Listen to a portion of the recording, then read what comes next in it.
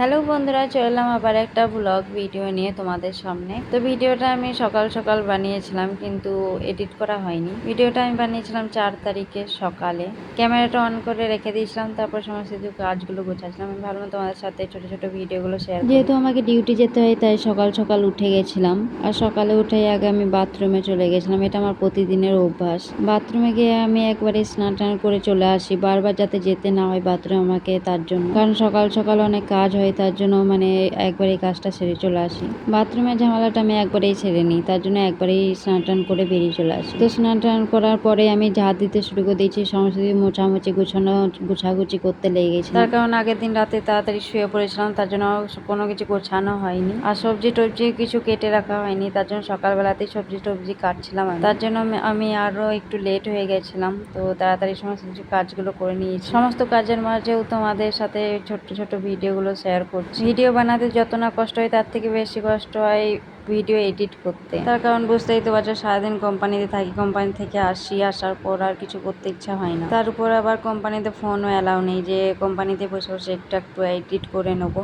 রুমের সমস্ত কিছু কাজ গোছানোর পরে আমাকে আবার ভিডিও এডিট করতে হয়, আবার ভিডিওর জন্য একটু সময় দিতে হয়। আমার কাছে অনেকটাই কষ্টের হয়ে যায়, তারপরও দিই তোমাদের মাঝে এই ভিডিওগুলো। যেহেতু সকাল থেকে রাত অবধি আমাকে একাই সমস্ত কিছু কাজগুলো করতে হয়, তার কারণ ক্যান্টিনের খাবার আমি খাই না, আমার পছন্দ হয় না। তার জন্য আমি আমার খাবারটা নিজেই তৈরি করে নিই, নিজেই নিয়ে যাই। তার জন্য আমার আরও একটু কাজ বেড়ে যায়। কি করবো, কিছু করার নেই। ক্যান্টিনের খাবার খেয়ে আমি অসুস্থ হয়ে যাই, তার জন্য আমি ক্যান্টিনের খাবারটা খাই না, ছেড়ে দিয়েছি। একটু কষ্ট হয়, তারপরও কিছু করার নেই, নিজের শরীরটাও দেখতে হবে।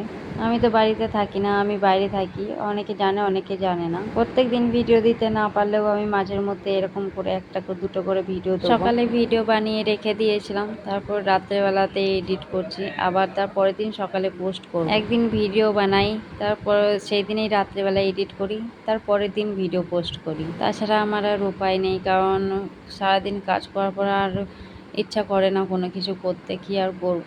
আর সকাল থেকে হাতে ফোনও থাকে না যে দুপুরবেলাতে এডিট করব তারপরে পোস্ট করব। তোমরা যারা আমার ভিডিওটা দেখছো, তারা সবাই একটা করে কমেন্ট করবে, আর কমেন্টে বলো যে তোমরা কোথা থেকে ভিডিওটা দেখছো। তোমরা তোমাদের নাম আর যেখান থেকে দেখছো সেই ঠিকানাটা বলো, তাহলে আমি আমার ভিডিওতে তোমাদের নামগুলো নেওয়ার চেষ্টা করব। তোমাদের নামগুলো নিয়ে আমি ভিডিও বানানোর চেষ্টা করব, যতটা সম্ভব ততটা।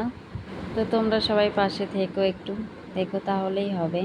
তোমাদের ভালোবাসাটাই সব। তোমরা যদি ভালোবাসা দাও, তাহলেই অনেকটা এগিয়ে যেতে পারবো। দেখতে দেখতে আমার রান্না প্রায় কমপ্লিট হয়ে গেছে।